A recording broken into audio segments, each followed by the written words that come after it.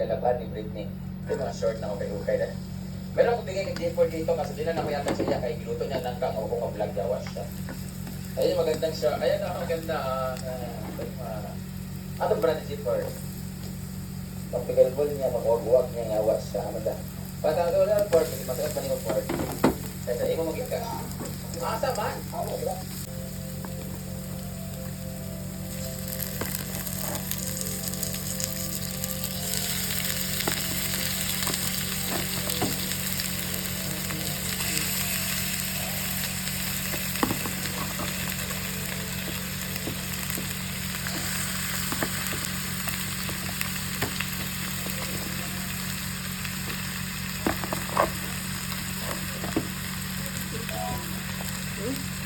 Ito ang manok. Lutong tinolang Ilocana.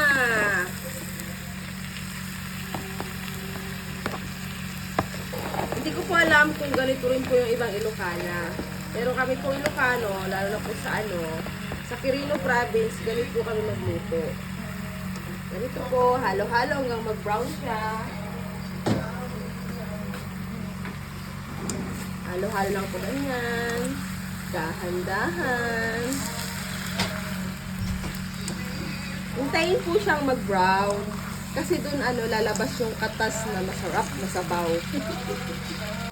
Tapos, pag ganito na, lagyan ng konting paminta. Depende na sa inyo kung gusto nyo ng crack. Ito nilagay ko kasi powder na siya. Ayan.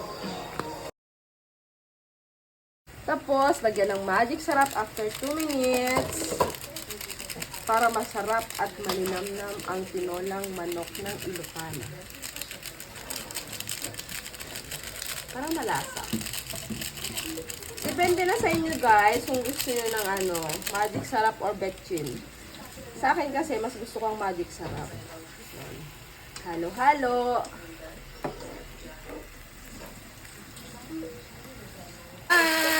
Okay na. Nag-brown na siya. Malapit na natin lagyan ng sabaw.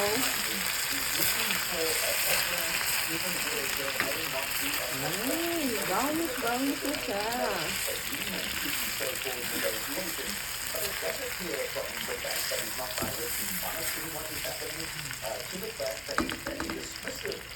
Guys, pwede nang sabawan. However, a few days after that, he was saying that the Strait of Hormuz is front and central to the U.S. demands. Tadaan! Then there can be no... Guys, brown na. After yung matimpla, tapos okay na yung lasa, ilagay ang sayote.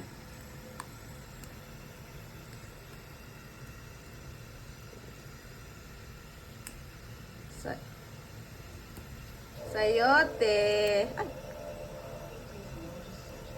Yan.